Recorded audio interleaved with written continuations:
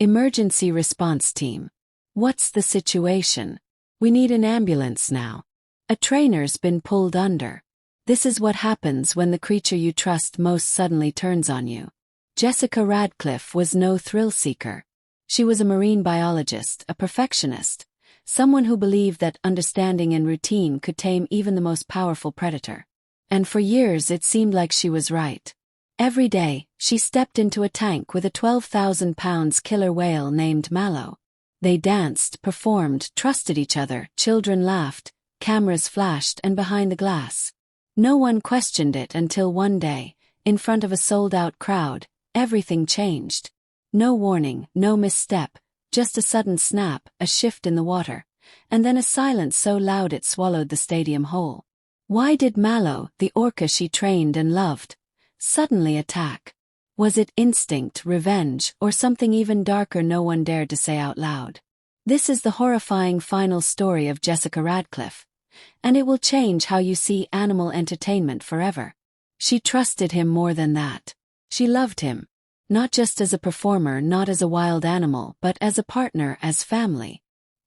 He was the centerpiece of the park, the headliner, the main event, the orca that brought in thousands of guests each week.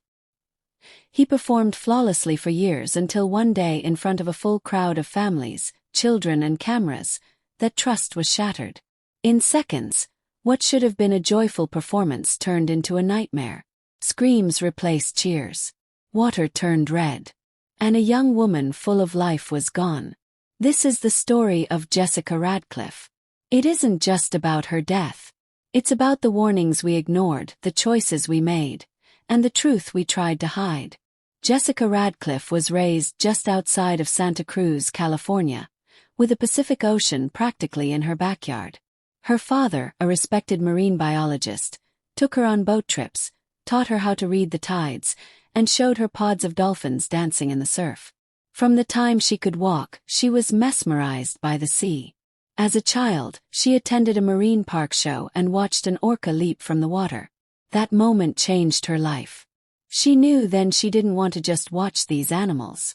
She wanted to be with them, train them, understand them. She enrolled in a marine biology program in college and got an internship at Ocean Haven Marine Park, a rising SeaWorld-style attraction just south of Terry. She started by cutting fish, scrubbing tanks, and observing feeding schedules. But it was clear she had something special. The animals responded to her, especially one. Mallow was Ocean Haven's star orca, 22 feet long, 12,000 pounds, black and white, with a massive dorsal fin that towered like a sail. He had been captured young and trained for years. He knew how to wave, splash, spin, and breach on cue, but he was also temperamental. Other trainers said he was unpredictable, that some days he would flat out ignore commands or slap his tail against the tank when agitated. But with Jessica he was different. She was young, only 21, but she understood him. She knew his body language, his mood changes, and even his feeding preferences. While others struggled to handle him, Jessica seemed to calm him. Within a year, she was promoted to lead orca trainer. She called Mallow her big boy. She believed in their bond. She believed that love and routine had tamed him. But orcas are not pets. They are predators. And that bond, as deep as it was still human-made. Over time, cracks began to show. Mallow became more aggressive during feeding sessions. He once lunged at another trainer, forcing them to leap back. He ignored whistle cues and slammed into the tank walls hard enough to echo through the stadium. One junior trainer filed an internal incident report. Another requested that Mallow be pulled from the live waterwork, but management dismissed the concerns. It was the busy season. Mallow was the park's biggest draw. And Jessica, she wasn't blind to it. She noted some of his odd behavior in her log, but she believed he would never hurt her. She told a coworker the week before the tragedy. "He's just moody lately, but we're okay. He knows me, but wild instincts don't vanish. They wait and sometimes they snap." July 6, 2011. A sunny afternoon in California. Ocean Haven was packed. The stadium was filled with over 2,000 guests, families, school groups, tourists. People clutched ice cream cones, cameras, and stuffed orca toys. The music played loudly as the announcer introduced Jessica and Mallow. She stepped onto the platform smiling. The crowd roared. Mallow surfaced beside her. The show went smoothly at first. Mallow did every trick on cue. He leaped, he splashed, he spun. And then came the finale, the synchronized swim. Jessica dove into the water, waving at the audience as Mallow circled her. It was a crowd favorite, a routine they'd done dozens of times. But not today. Mo stopped circling. In a flash he lunged. His jaws clamped down on Jessica's torso. She didn't even scream. He yanked her under the surface with terrifying force. Gasps erupted from the stands. Parents pulled their children back. Screams echoed. Mallow thrashed violently, dragging her deeper. The water turned murky with blood. Trainers rushed to intervene. They tossed fish, ropes, and buoys. One grabbed a pole and shouted commands. Nothing worked. Jessica was underwater for over a minute. When he finally released her, she floated motionless. Divers pulled her out. Her wetsuit was torn. She had massive internal injuries, crushed ribs, and had drowned.